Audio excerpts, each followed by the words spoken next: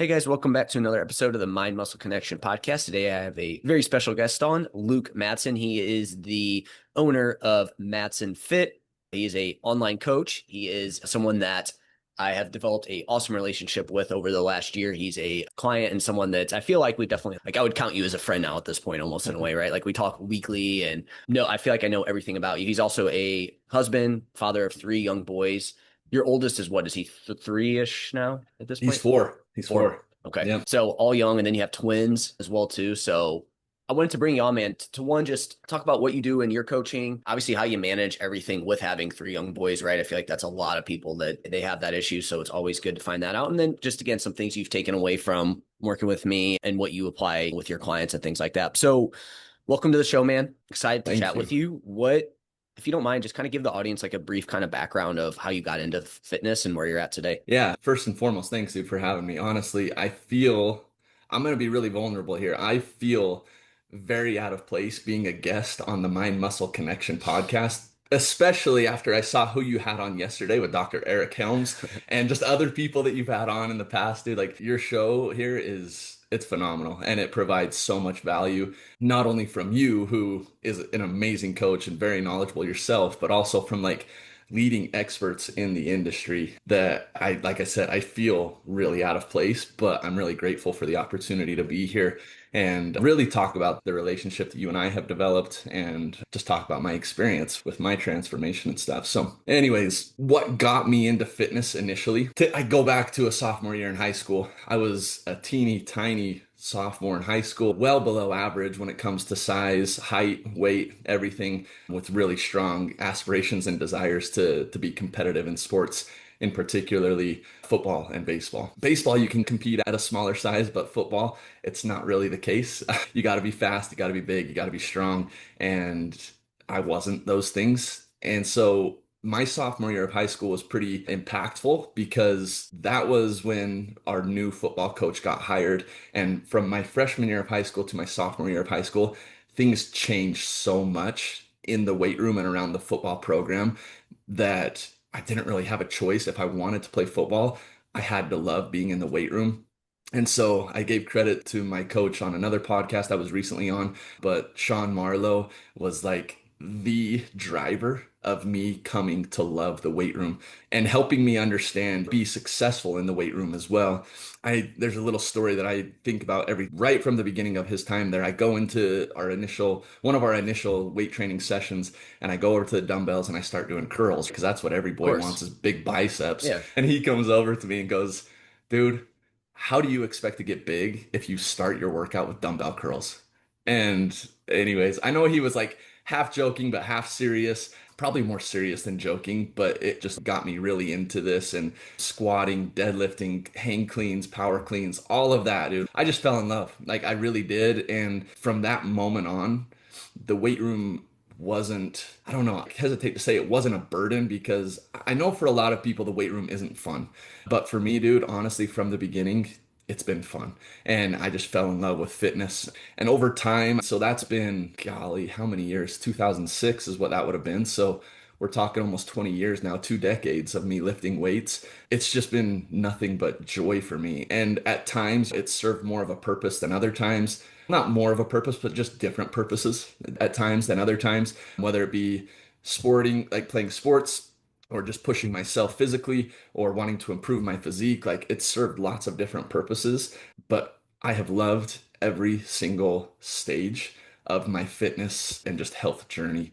And I think that's where I'll say my time with you has transitioned me into a new phase. Is before I was working with you, Jeff, it was really just I wanted to be as freaking big and as strong and as jacked as I possibly could be. But you brought this whole new perspective for me of health and how health really should be the main driver of our fitness. And yeah, it's opened my eyes to really, I feel like a whole nother world. So, anyways, Yeah, no, I'm glad you bring that up because it's again, you do come from that background, sports background. So it is very like strength focused and like again, we care about performance, but it is very just like, push yourself. And I do see that a lot, especially with former athletes, right? Where they like come in and like they think it's got to be this like super hard grind with it. And that's where a lot of athletes, I feel like when they get back into it, that's where they can struggle long term with it. I'm curious. So to just go back a little bit, one, you don't have to spend too much time on this, but like what positions did you play? And then two, I've told you this many times. So if anyone hasn't seen Luke or seen me post Luke, Luke has an exceptional physique, like awesome physique. And I feel we've talked about this, like he has great genetics, but that by no means do we ever want to say that takes away from Luke's hard work, because he works really hard in the gym and outside of the gym too. And again, he responds, I feel like, very well to weight training. So in saying that, did you notice progress super quick when you started weight training in high school, or was this like a kind of a slow build up for you? So just to address your first question, in football, I played corner on defense, cornerback, and then on offense, I played receiver. I make jokes though. I wasn't really a receiver. I was just the guy that ran plays in from the The routes. sideline. That's what I was used for. I was not throwing the ball very often, but whatever. I enjoyed defense more than offense anyways. And then when it comes to baseball, I played shortstop. Yeah, I played middle infield in college as well. And so second base, shortstop there. But yeah, so now I got to rethink the question you asked Yeah. as far as progress goes. Yeah, did you respond well? So initially, I want to say yes. Like, I want to say yes, I did respond well. But honestly, man, like, I didn't hit puberty until I was 20 years old, probably. I was a very late bloomer. So even as a senior in high school, I still feel like I was pretty undersized. And as a senior in high school, like, I was fighting, man. I was fighting for my job, my position. And it would have been a dogfight, I think, even through my senior year, if it wouldn't have been for the kid that I was fighting with for this position, wouldn't have gotten hurt. He got hurt, so it obviously was just me at that point, which obviously I don't wish poorly Of anything course. upon anybody, but at that time I was like, Yeah. sweet, it's mine. Got to take It's my time advantage to of it. shine. So, anyways, I don't think I responded super well, primarily because my body just hadn't developed yet. I just remember being small and just sore as could be, man, all the time and not really getting a lot out of it. Yes, I got stronger, but even as a senior in high school, I want to say like a max squat of like maybe 250 pounds. And for a 17, 18-year-old male, I don't think that's anything crazy. But for after lifting for 3 years, I would have hoped for more. So, anyways, I don't know. Maybe my perspective is off a little bit, but I don't feel like I developed a lot in those early years. I left for 2 years to serve a mission for my church, which my physical activity there was very minimal. We had 30 minutes of exercise every morning, but it was like push-ups, sit-ups, and I was fortunate and lucky enough to serve in a tropical island in the South Pacific. So if I'm being quite honest, my exercises in the morning were walks on the beach, not so much like push-ups and sit-ups, but no access to weights or anything like that. And so when I got home at 21 years old, that I feel was when I noticed my body had changed. Like I noticed significant change even in the 2 years of me not lifting weights or doing anything like that. And from that point on, so from that point till now, it's been 13 years. And over that period of time, I do feel like progress has been made. And that's still a pretty long period of time. And so for me to say I noticed really quick, fast changes, I don't think like I could really say that either. It's been a grind, man. Like it's been a grind. And I know that I do feel really fortunate, like you said. I think I really do have a great genetic build.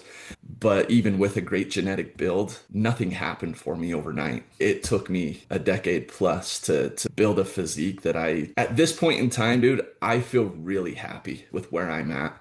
So, yeah, hope that answered your question as much Yeah. as you wanted me to. No, it did. And again, to come back to what I said, like by no means am I again, oh, Luke's got it. So again, you've been training hard since you said 20 or 2006, almost 20 years. And any good physique has got the time component to it, right? Yep. There's definitely that. And you like, that is a big takeaway is like you've put in the years and it's not just going to happen overnight, even if you do have better genetics or whatever it may be there. And again, and when it comes to responses to hypertrophy and like strength training and things like that, you will have people that respond a little bit better than others. And then you have people that, that it's a little bit more of a grind there. And that's just, again, that in research and that all over that there are people that respond better. And I think, again, and this is what we'll dive into over time here. Like the things you do outside of the gym are important. And some people have a little bit more wiggle room with that than others in terms of what they can do, what they can handle, things like that. But again, at the end of the day, you have stayed consistent.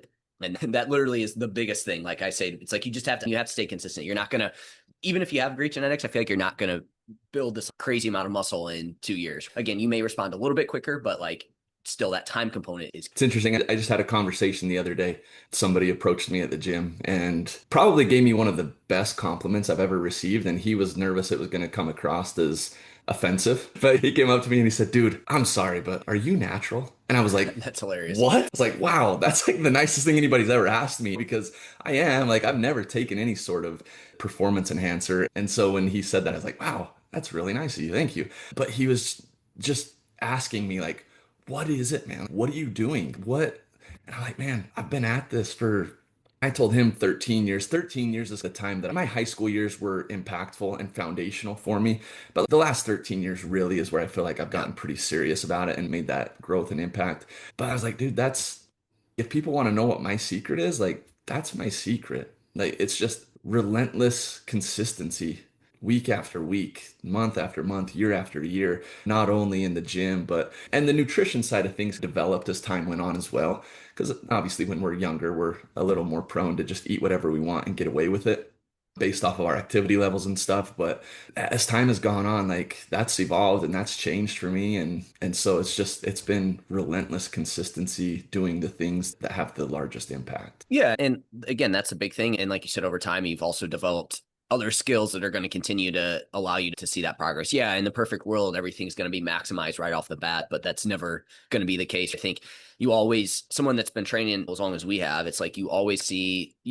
It's weird progress and then things slow down and then you take note and then you add in something else and then you see this like upward trajectory really quick and then it seems like it happens like that versus people just think it's this always upward Yeah. trajectory when it's up, flatline for a little bit up throughout. I don't know if you've noticed that in your. For sure, man, for sure. And I hope this is okay. I want to ask you a question because I've never Yeah. asked you this before in the year that we've known each other, but I'm curious to know just a little bit of your background, if you don't mind. Like, how long have you been lifting for too? Because your physique is definitely impressive as well. So I'm curious to hear a little bit of your backstory, if you don't mind just sharing. Dude, you can't ask questions on my. No, I'm just kidding. Yeah, so it's similar to you, right? Like I started with weight training in high school because I played sports Okay. too. I was super small, 5'6", 5'7", probably 110 going into high school. So like super small, right? Probably got up to 130-ish, 140-ish towards the end. I think towards the end of high school, it was definitely some muscle, but not like I wasn't big by any means, but I got unfortunately into drinking a bit during high school. So it was like some of it probably just wasn't the greatest, but I did gain some weight Gotcha. and I started weight training. But similar to you, like the biggest kind of like growth happened post high school towards the end of college and since then. And I think that's just comes down to, like you said, it's like you get into training and you don't really care about your nutrition. You don't care about other stuff like that, right? Like you just Yeah. go to the gym and you think that is the most important thing. If you want to build muscle, you got to lift weights. But we overly focused on that, which again, it's a good starting point. But again, over time, I've just consistently like added in more in terms of the nutrition piece. I've become super passionate about learning about the human body and what goes into being able to do that. And so that's kind of my background too, where it was like just training, slowly moved into adding in the other pieces of it, being smarter with training, not just going to the gym 7 days a week. There was that aspect of it. But my training, honestly, since I've been like I never been into super like Olympic lifting or powerlifting type movements, or I guess power based type movements. When I say powerlifting, I'm not saying like I did do a strength kind of focus, but it's always been geared towards adding muscle, right? It's always been hypertrophy focused for the most part. I'm now starting to venture into a little bit more of, okay, like I see the benefits now of adding in conditioning, doing a little bit more of that, but then also like I'm doing a couple plyo type exercises, right? To make sure I'm hitting those side of things. But that's always been like my focus is more so hypertrophy style. And I think again, when we look at people in our age range and what they want to do, obviously if you have a performance-based goal that is super specific, you got to you want to train for athletics or whatever it may be, we do probably need to venture away from it. But when I look at people that want to change their body composition, they're in their 30s or older, like to me, it's the base needs to be hypertrophy style training. Again, we can dip our toes into other things a little bit, right?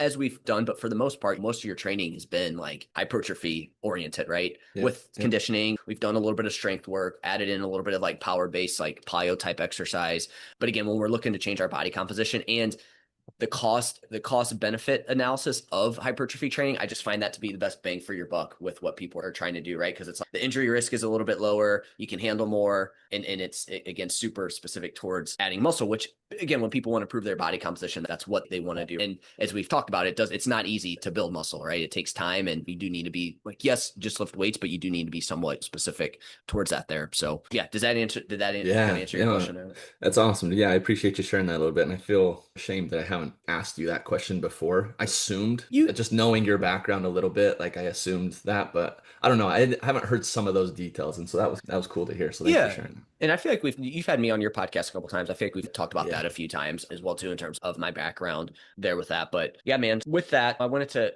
so we've good idea of like where you've come from in terms of your background and training and stuff like that. So what for you, I know like initially when you reached out it was partly business oriented, but Yeah. just curious what led you to the point of reaching out and looking for help and things like that? Because again, I think there's a lot of people that in your shoes would be like, oh, I'm a coach. Two, I've been training for a while. I know what I'm doing. Like, I'm not going to need any help with these types of things. So I'm just curious to hear like what kind of led you to that point. Yeah, no, so I think you kind of mentioned it already. So part of the reason was because I was really interested in learning from you, like from a business perspective and from a coaching perspective.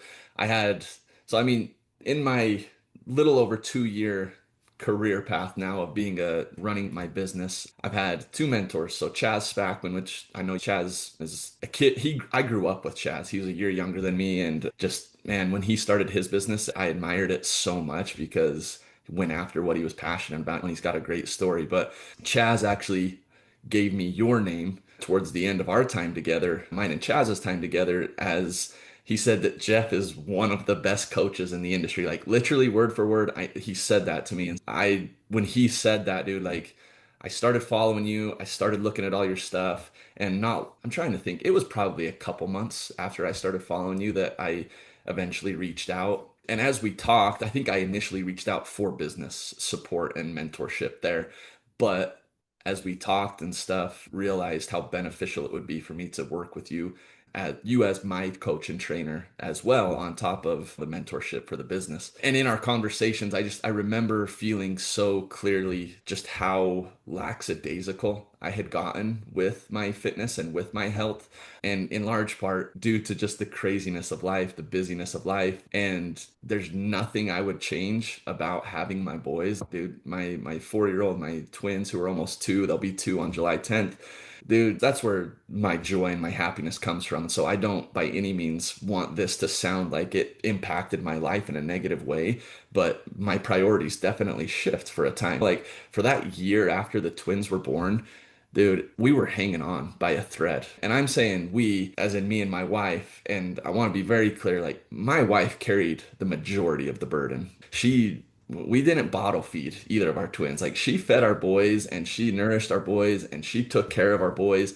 So that required her being up several times a night for the first at least 6 months. Like we feel like 6 months is where we got a little bit of breathing room, but that first 6 months and then even the next 6 months, man, like we were drowning. Like we even have a little gym set up in our house, and it was even a struggle to get a lift in at home. So our priorities definitely were there for the time. But at about that 1 year mark, which is when I reached out to you, was when I finally felt like, okay, like something has to change, right? I had lost from the time my twins were born till the time that I reached out to you, Jeff, I had lost almost 18 pounds. Was getting workouts in here and there, so I feel like my fitness was in an okay place, but my nutrition was garbage.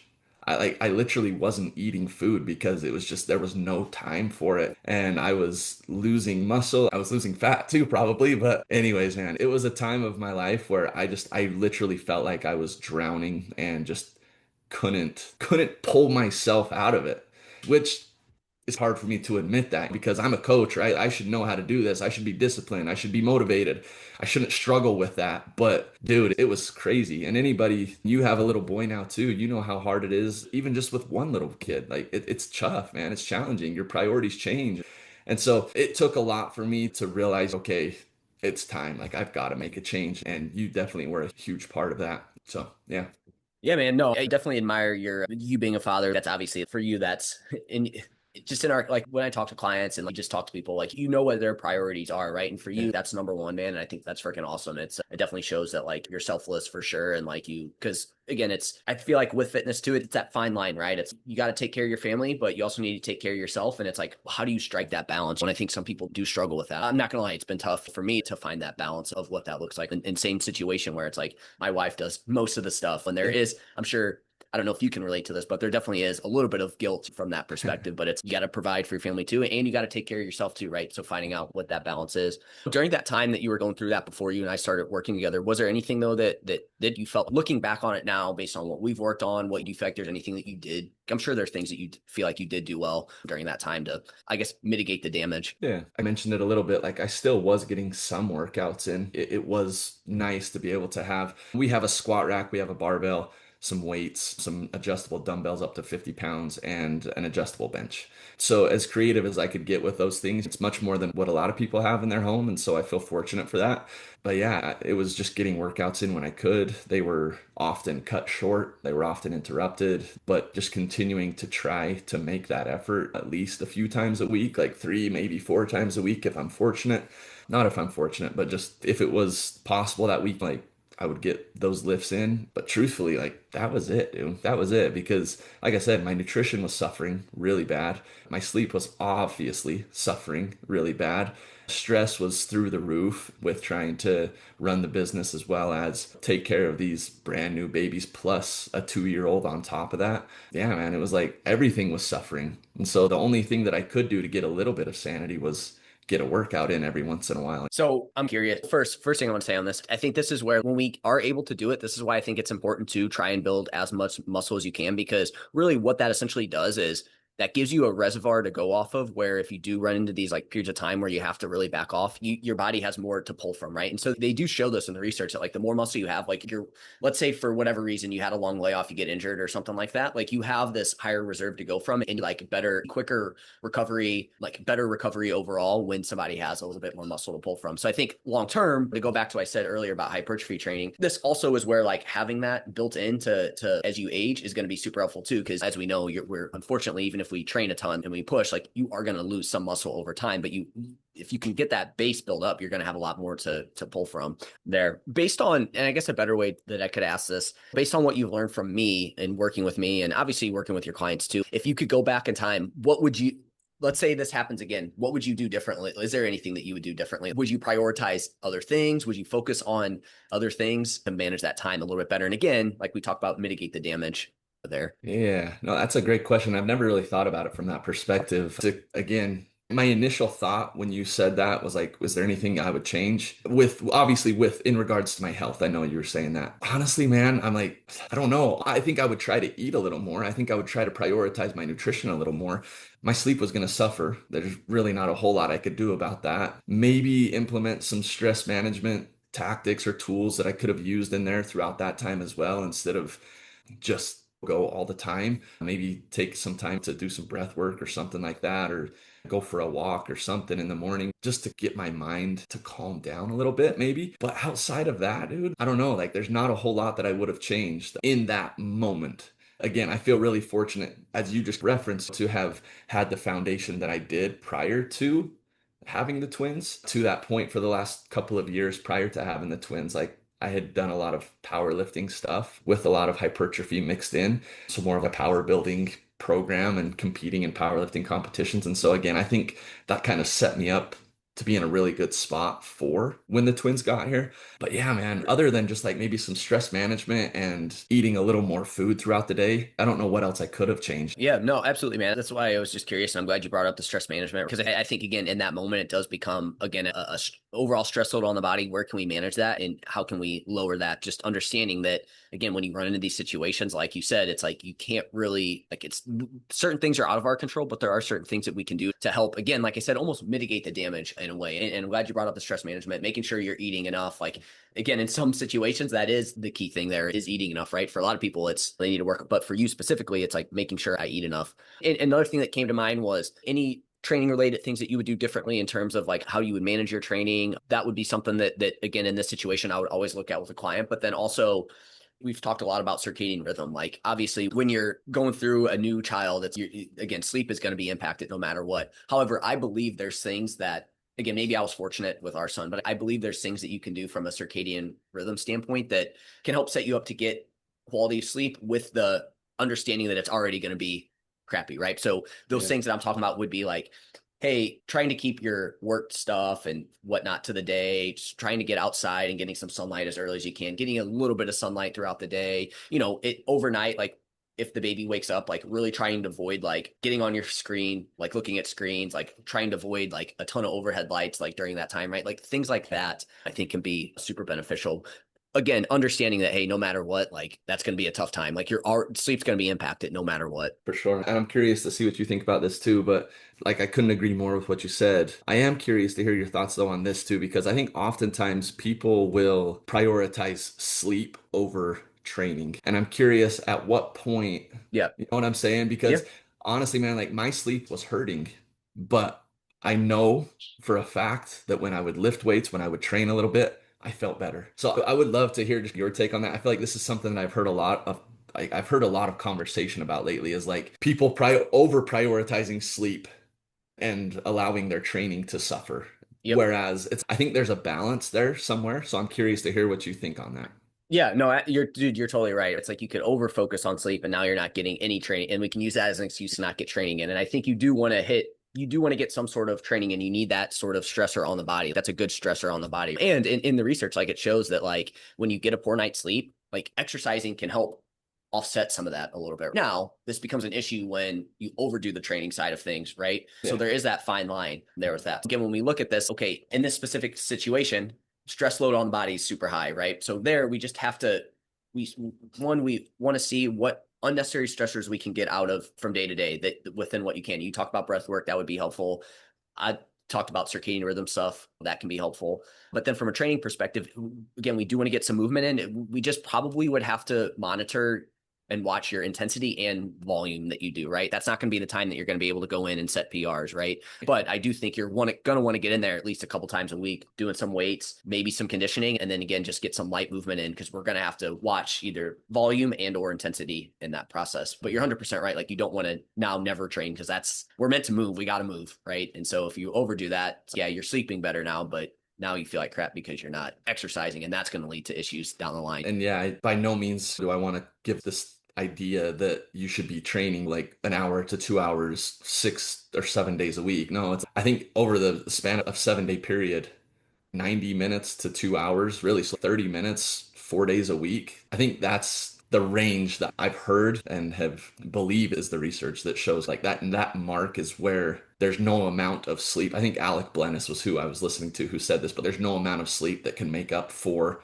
that first 90 minutes of exercise that you get Yep. in a week. And so, Yep. anyways, that was Yeah. just, again, like I said, it's the conversation I've heard a lot of people talking about lately. And I think it's a great point to make just because there's like this balance, right? There's this balance with all of this as far as health goes and your training, your nutrition, everything. It's like the people who are most successful are the ones who are the most well-rounded, I guess, in a sense, who prioritize training, who prioritize sleep, who prioritize nutrition to appropriate and healthy levels. And I know Al, I don't know if you're referring to, he was on Jordan's Yeah, podcast, that's but exactly what I'm referring to. he definitely, and again, this is where like when I talk about overall stress load on the body, sleep, like you can take this too far and be like, oh, we're this like kind of fragile species that we can't do anything. We got to focus over on recovery, and then people Yeah, don't train, but you're not training yeah, hard, right? So it's like yeah. there is that fine line. Like we're very resilient, and we need to build that up, and you need to like push yourself and train and not over focus on the recovery side, because then you can give yourself all kinds of excuses to not do it, right? And so again, like you said, it's all about the right dose and what that is there. And Alec is definitely someone that like he probably has his nutrition dialed in, he has the recovery side of things dialed in, so that gives him bigger room to really push it. And who knows, maybe from a genetic makeup standpoint, like he can handle a little bit more than somebody else, right? Like he doesn't have the life stress of somebody that has 3 kids, has a full-time job. Like his stress is training. And so that allows, again, I don't want to speak for sure because I don't know what he has going on in his life, but Right, generally right. speaking, he doesn't have a lot of these high stress loads on the body that someone that can't dedicate as much training as he can. But I agree 100%. Like you can overdo the recovery side of things too, and it's okay. That's not gonna, you're not gonna grow from that. Yeah. I think that's what I loved coming from him, though, is somebody who does spend multiple hours a day training. Yep. All he's saying is like 90 minutes a week, like 90 minutes to 2 hours a week, spread it out throughout the week. Like it's going to benefit you more than 30 extra minutes of sleep that day. You know what I'm saying? So, anyways, yes, yeah, he's a freak, man. He's a freak of nature for sure. But I loved that his perspective was applicable to all of us, like everybody. So, yeah, no, that's awesome. Yeah, I love it too, man. I think our body is super resilient. I joke all the time, though. Super fragile, but super resilient all at the At same the time. same I time. I think more resilient than fragile, but it's just funny how you wake up one morning, you're like, what did I do to my knee? Like, why is Yep. it hurting today? But oftentimes, you know what fixes that? Movement. Moving. Yep. Just Yep. move. So, Yep. anyways, It's super important to also push the body because we are super resilient and we should push it. And I think part of it comes back to we're just accustomed to the modern environment that we've lost that ability to be able to do that. And you almost have to, the issue is you have to seek it out. And a lot of people, we're just hardwired to not seek that stuff out. yeah.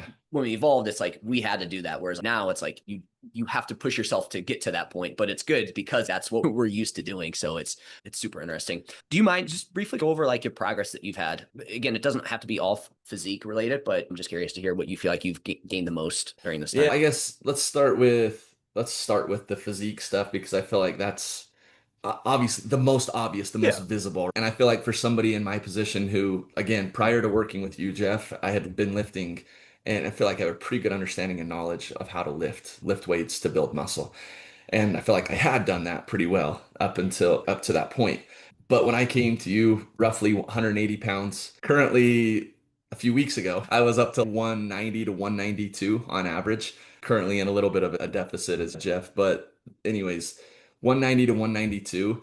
And I don't know if I have ever experienced the way I have with you over the last year, just the amount of sheer muscle growth, which I was truly shocked by because I just assumed with somebody who had been lifting for as long as I have, it wouldn't be that noticeable, even over a year's time. I feel like it's usually just really slow and progress is very minimal and it takes a long time, which I know a year is a good amount of time, but even for the amount of growth that I feel like I saw over that year period, 10 to 12 pound increase.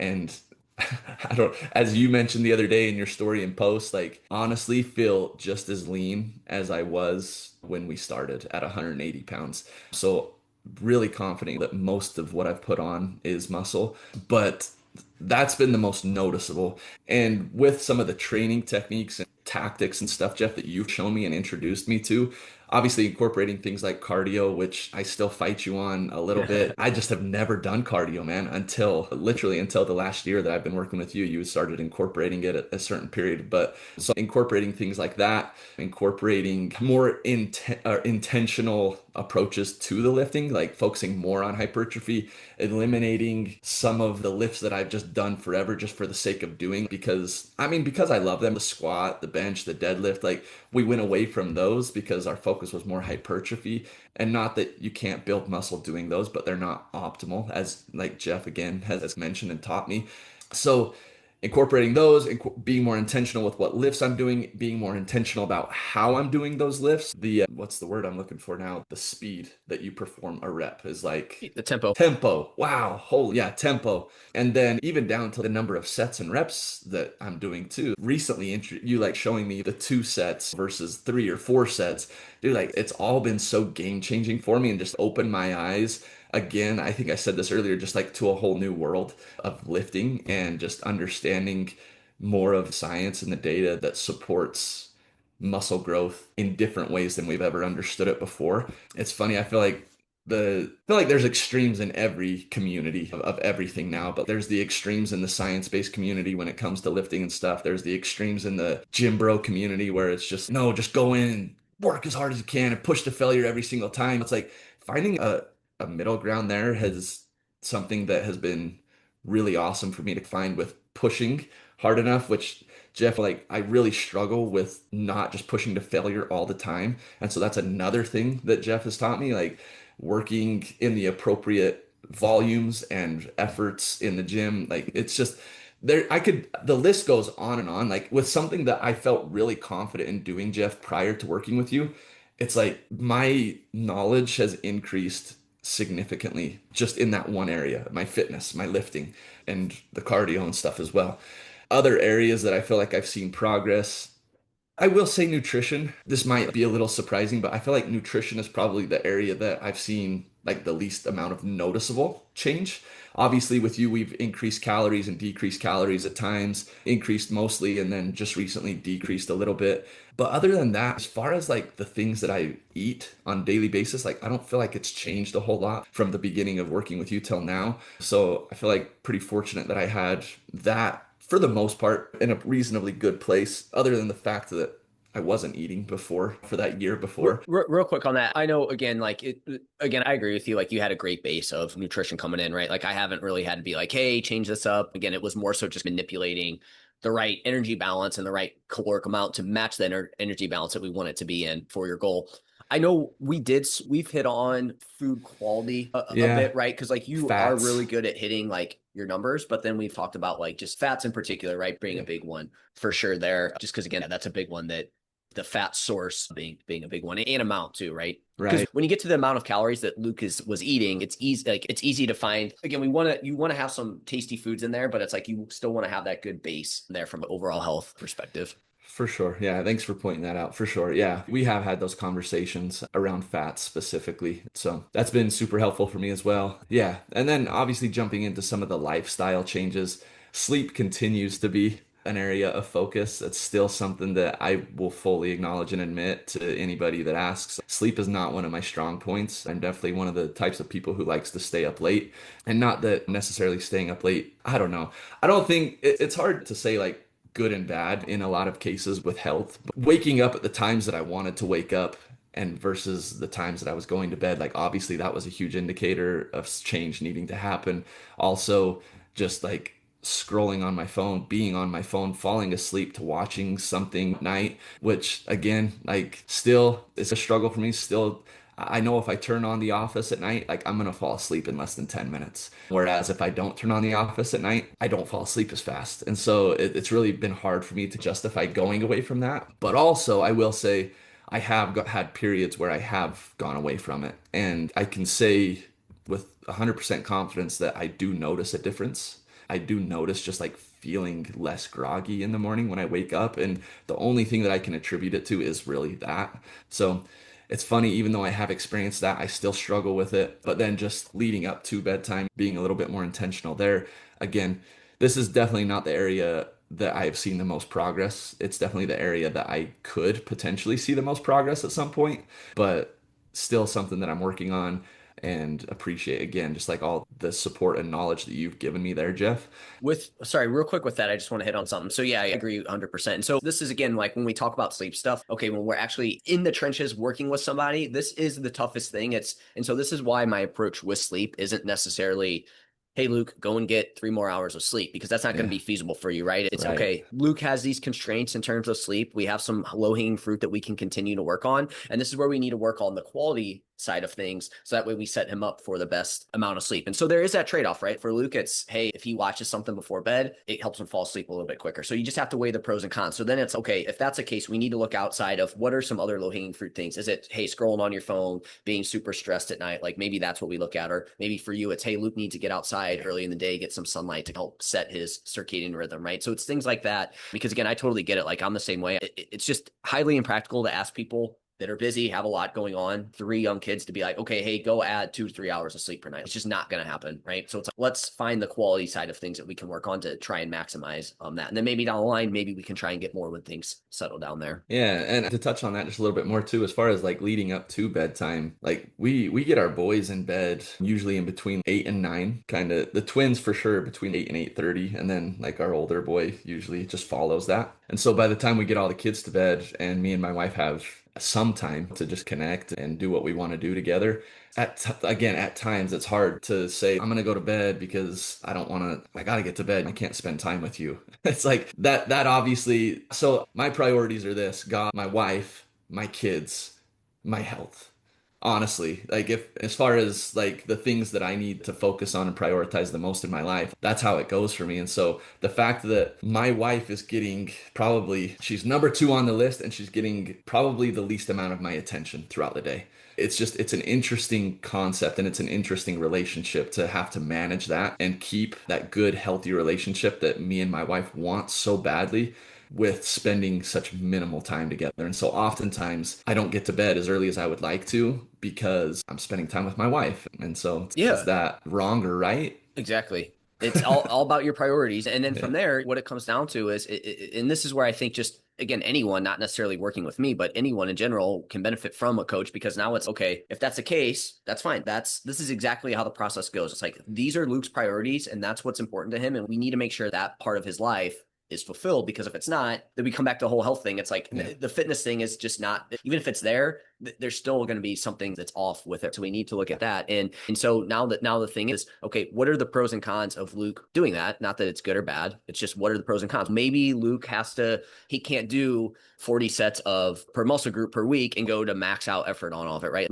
Just have to be smart with how we program now. And we have to match that with it. And that's just where I see a lot of people go wrong, right? They have all these priorities and then they also want to max out training to the max. And that's where people get themselves burnt out. They don't make progress because they're not understanding that if that's the choice you're going to make here, that's going to have downstream effects elsewhere. And we need to now change the stimulus or change the inputs or whatever it may be to match with that. Yeah, for sure. For sure. And then I think just to continue on what we were saying, the last, not the last actually, but another area of focus that we've had is obviously stress management. I think initially, Jeff, when I first started working with you, this was like my stress was probably highest when we first started working with you. And not that I don't have high stress moments now, like I definitely do, trying to build my business, trying to take care of my family, manage every other relationship that I have in life. Like I still have those stressful moments, but again, implementing things in my life that are helping me with that. And when I remember to do those things or when I think to do those things, like a little bit of breath work here and there, just sitting and focusing on my breathing for a minute to 2 minutes, like it's crazy how impactful that really can be and how big of a reset that is. I think other things too that I really enjoy that kind of help me unwind a little bit, like going golfing every now and then, is definitely a stress management tool for me, even though when I go, sometimes I just feel guilty for being there and not being home with my wife and kids. But going for a walk, like by myself or with my family, just things where when I realize my stress is increasing, taking the time to do those little things that are just going to help me reset, refocus, and approach these stressful moments with a little more understanding. It's interesting, man. I had a client just barely a couple weeks ago come to me. He's, dude, this next month is crazy for me. There is so much going on between everything, like church responsibilities, between work, between family, like baseball tournaments every weekend, and they're all over the place, right? He's in South Carolina on a business trip all week this week. And I think the biggest thing was for this time for him to still be successful was recognizing that there was stressful moments coming. I very rarely have people come to me, my clients come to me saying, "Hey, I've got some stressful things coming up." Usually we're reactive to stress versus proactive. I think just being a little bit more proactive about his stressful moments that were coming, that alone has helped him just have the right mindset, right? Like understanding this isn't going to last forever, but also in the moment, Jeff, we've talked about this. Like, I know that getting to the gym isn't necessarily the best stress reliever, but let's be honest, like, it helps quite a Yeah. bit. But even just him taking a moment here and there to sit and breathe, like, he identified how he was going to manage the stress before it came versus just being stressed out and freaking out and not knowing how to handle it. Like, I think that right there was probably one of the biggest learning experiences for me around stress was like, identify it before it comes if you can, obviously. But then if you can't, have those tools in your arsenal and use them versus just keeping them in your tool belt. Oh, yeah. That's been a big one. So Yeah, being proactive is huge, man. And also, I feel like it lowers the overall response to the stress as well, too. exactly. And then I think that, like you said, the cool thing with that is then you can practice it. And now you know how much better you can feel. And then that's something that now you're like, oh, crap. Okay, wait, I can do this normal. And obviously, each stressor, whatever it is, each one's going to be a little bit different. But I think if you continue to, it's a skill, right? I think it's a skill, just like everything else. There's a couple things that I want to talk about with your training. You mentioned like the barbell side of things and that not being the most optimal. Again, I think that there is a lot of truth to that. I think we definitely want to incorporate some machine based, cable based, dumbbell based type stuff. For you specifically, where that was an issue was Luke is super strong. So for him to like having that stuff in is still helpful. But for him, the bottleneck to continue to build more muscle was like he needs to get in the right amount of volume, but like those things can be a little bit more fatiguing and they're a little bit more, not, I guess, general versus like specific in terms of what we're doing. So for Luke, it was just that cost benefit analysis of you can still build good amount of muscle using barbell lifts. It's just at this point, if Luke really wants to maximize muscle growth with where he's at, we probably need to incorporate a little bit more machine-based type stuff to allow him to take the target muscle close to failure with a little bit of a lower kind of fatigue slash like stimulus, overall stimulus stress response on that. So that was really the big thing there with you in terms of the machine-based stuff and taking away the barbell stuff. I think for some people that is a fine thing to have in. It's a fine thing to make work, and we've made it work throughout. But for a while there, we definitely focused more on adding in some more machine hack squat, leg press type stuff, lunges, things like that. Things that you can really just get in and take close to failure. Whereas like with like barbell stuff, again, not only were you having to go super heavy with it because you're super strong, it's just a little bit harder to like really push the target muscle that we're trying to hit closer to failure with that, just because you have this stability aspect of it, other things that you're trying to do, other muscle groups that are being used. That's where we run into some potential issues when you build more muscle like Luke and you're super strong like Luke is there with those lifts. I'm average, Jeff. I'm average. You're strong. I appreciate it. But yeah, it is interesting though. It's funny because for the exact reasons why we went away from it is the exact reason why I love those movements so much. Like they're more of a full body effort. Like it literally takes everything and every muscle in your body to engage and contract and work in order to get up a heavy squat or to get the bar off the ground on a deadlift or bench press. And so it's interesting though to take a step back and realize like what are the focuses, what are the goals, and then incorporating, like you said, the strategies that we did to get the desired outcome. Yeah, I think that's a big thing. It's just it sounds like over again, like the big thing is like just being more intentional with what we're doing and just understanding okay, if this is what you want to do, what again, just like we talked about with the sleep, like here's the pros and cons of going that way. And then again, now we need to adjust everything to match that. And again, if you have a goal of, hey, like I want to look bigger, like I want to look better, it's hey, okay, this is the best route to go. This is probably what we should do. We can deviate off of that to also make sure that you're enjoying what we're doing. Cause I think that's important too, right? We don't want training to be this thing that you freaking hate because then it's going to be less likely that you do it over the long term there. And then for you too, in terms of just to bring people up to, so Luke came in, he was about 180 pounds. And so like for him, he wanted to build more muscle. And so our goal is like, hey, we got to get Luke somebody that needs to be in at least somewhat of a surplus to build more muscle. Like he maybe had a small runway to recomp because of maybe what had been going on leading up to it. But at the end of the day, like Luke already had a good amount of muscle. You could see his abs. So like he's on the leaner side. And so like for him, it was like, hey, in order to really gain, like you're going to have to be someone that we at least need to push your body weight up. And we did that. And dude, it's like, you just kept seeing your body weight go up and you post progress pictures. And I'm like, dude, we could just keep going here because like, you are not gaining any noticeable amount of body fat there. Like we dissected it and looked, and it's like, okay, Luke gains a little bit in his low back, but it's like for gaining 10 plus pounds, it was like hardly noticeable. Like you'd have to be really paying attention to what's going on. And so we pushed your weight up. And again, like this is where, again, it's like people are like, how long? What does it look like? It's, hey, here's the amount I think you need to be at. Let's see what happens. Adjust from there. And ultimately over a year span, 8 consistently. Was every single week things going up? No, it was again, like in spurts, right? Where it was like would plateau and then would go up and then plateau. And that's basically how we did it. And then you recently brought up that, hey, my wife's cutting. I haven't cut for a while. And we've talked about from a physique standpoint, you didn't necessarily need to cut, but mentally there can be some benefits to cutting. And so now you're currently in a cut and doing that. So I just wanted to go over that journey in terms of the surplus. I don't know if you have any thoughts or anything you wanted to add to that. Not really, man. Yeah, that was what it was. It was just interesting to me to see it I was just surprised, I guess is what I'll say as time went on. The fact that we just kept increasing calories and that I was staying as lean as I was. Again, I feel fortunate for a lot of reasons, but yeah, I think just doing what's necessary to get the results you want is a lesson that I've learned throughout this whole process with you. And I've loved every minute of it, man. So transitioning into this deficit, this is like a whole nother ball game now. Like it's a whole nother challenge, really. And that's part of the reason why we did want to shift directions a little bit is because I wanted something a little bit newer. I feel like I was like, to be again transparent, I feel like I was getting a little lackadaisical as we had been doing this for over a year. And I was like, you know what, let's reset just a little bit. Let's get my mind right again. And not only like for my nutrition and like my fitness, like my health perspective, but also just other areas of my life too. Like I think fitness and health in general can serve as a really good tool to impact lots of different areas of life. And yeah, an opportunity for me to connect with my wife a little bit more on the deficit and share the struggles that come with that versus struggling on my own it's been fun. Like yesterday specifically for dinner, I was like, man, I just want pizza. Like all I want right now is pizza. And not that it's been really that long since I've had pizza, but it was just funny. Like I got home and she hadn't really had any ideas for dinner. She's like, oh, we could do this, we could do this. And I was like, I just want pizza. But anyways, we came together. We ended up eating protein waffles with some berries on top, and it was great. But going through those struggles, man, yeah, because pizza is my number one, dude. That's my that or donuts. I don't know which one's my number one, but me and my wife love to go.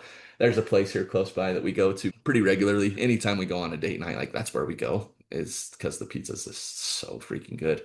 And it's an opportunity again for us to bond and connect. Man, so we talk about this off air. I typically so we did this kind of podcast a little early today and I did not eat before. And I'm also in a deficit, and hearing you talk about pizza, dude, I got to stop you because I'm like, freaking God, that sounds so freaking good right Salivating. now. Yeah. But yeah, no, you're right, dude. It is going through different phases. They're a little bit different. And again, I think, like I said, for you specifically, there are some mental benefit side of things in terms of being in a deficit, even if you don't Yeah. necessarily need to be one, which you certainly didn't. But again, we have to look into that too, because it's like, okay, not only are we trying to maximize gains in the short term, but like we need to do this in the long term to bring it full circle to what we talked about initially. And so this is why I'm a huge fan of having phases in terms of training, having phases in terms of nutrition, because for this reason, right? It's like there's really no special benefit to it other than, for me, the big thing that I've seen is just the mental side of things, right? Like if we can keep you mentally engaged in what we're doing, like that's going to allow you to push. You mentioned Yeah. that you started to notice yourself getting a little lackadaisical. So it's okay. Yes, physiologically, it makes sense to keep Luke in a surplus and keep pushing that. But if mentally it's not serving what it needs to, it's like you're not going to get the most out of it, and then you're going to get Yeah. frustrated. Then you're going to get frustrated with where you're at, where you're headed, Yep. and then that's that whole vicious cycle Yep. there with that. So where would you, if someone was like on the fence of, hey, they felt like they were in your position, hey, I got training and nutrition down, and they're on the fence of working with me, or really just a coach in general, but if they're on the fence, what would you say to that person? I feel like this is a pretty common question. The last podcast I was on, they asked me the same question, but it's funny because based off of our conversation today, I feel like I have a different answer than I did last time. But this is gonna sound really, I don't even know how it's gonna sound. Maybe, I don't know. I don't know. I think just coming from me, who is a fitness coach, this may sound like I'm just trying to get people to buy into my business or whatever, but I'm not, because this is genuinely and honestly how I feel. I think everybody, regardless of where you are at in your journey, no matter how early on in the stages you are or how far into it you are, anybody will benefit from having somebody in their corner like Jeff, like a coach who can hold you accountable, who can help educate you and help you learn, who can teach you the ins and outs of the fitness side of things and the nutrition side of things and the lifestyle side of things. It's so interesting to me, man, that people spend their money on some of the things they spend their money on, but they refuse to spend money on investing in their health. It's just such a like an oxymoron to me, because I feel like everybody wants to be healthy, everybody wants to be big, jacked, shredded, lean, toned, whatever the word is that you want to be, like you want that. And yet we're just so resistant to spending a little bit of money and investing in something that could potentially change that for you. And again, I'm speaking from experience. I'm not trying to promote myself in any way. What I'm trying to do is promote the fact that somebody like me who was I don't know. I always say like 13 years, but it's like 13 to 20 years into this whole health journey or fitness journey. Like somebody who has that much experience, I still over the last 12 months have benefited more than I ever could have imagined, like from working with you, Jeff. And in large part, it's like having you hold me accountable. And here's the other thing too, is like being intentional with checking in every single week. Not only is that like an opportunity for me to share with you, Jeff, my coach, what's going on, it's also a great opportunity for me as an individual to reflect and to realize, what am I doing well? Where am I struggling? How can I improve these things? I think more often than not, I think we can resolve some of our own issues But again, we don't do that if we're not proactively investing, whether it be financially or some other way into our health. And so that's the thing for me right now, man, and that I just keep thinking about is if you're really, no matter where you're at, but if you're struggling with something specific, if you're not sure where to start, if you're disappointed with the results you're getting, I promise, invest in your health. And again, like I'll pitch Jeff all day long to anybody who asks because like somebody like me who I would view as pretty experienced, the lessons and the things that you've taught me and the growth that I've gotten from it, the time that we spent together is like invaluable to me. So anyways, thank you, man. I appreciate you. Yeah, dude, you're a hard worker, man. I enjoyed our time together with everything, dude. And yeah, here's to more gains there, man. So appreciate you coming on here and sharing everything. Where can people find out more about you in terms of your methods, coaching, things like that? Yeah, I think Instagram is the best place. Luke Madsen Fit. So Madsen. I don't know. Everybody spells Madsen different for some reason, but I guess there's lots of different ways to spell it. But Luke Madsen Fit. And then I do have a podcast as well. I feel fortunate to have had some pretty awesome guests on as well. So it's the MFC Approach podcast, really on Apple, Spotify, YouTube, I think are the three main platforms that is on. But yeah, man, that's it really. Cool, dude. Yeah, we'll make sure we put that in the show notes so everybody can go and check Luke out there. Again, Awesome. appreciate your time, man. And yep, we'll chat with you soon. Thank you, Jeff. Appreciate you.